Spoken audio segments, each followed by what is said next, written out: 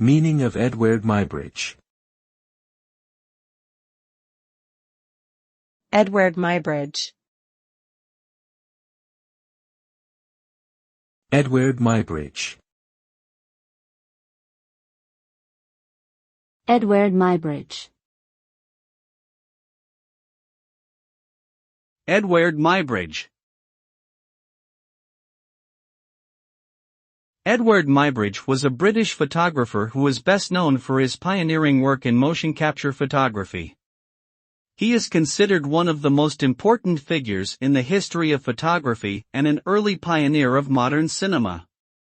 In 1878, he successfully captured a series of photographs of a galloping horse, which proved that all four of the horse's hooves left the ground at the same time during a stride.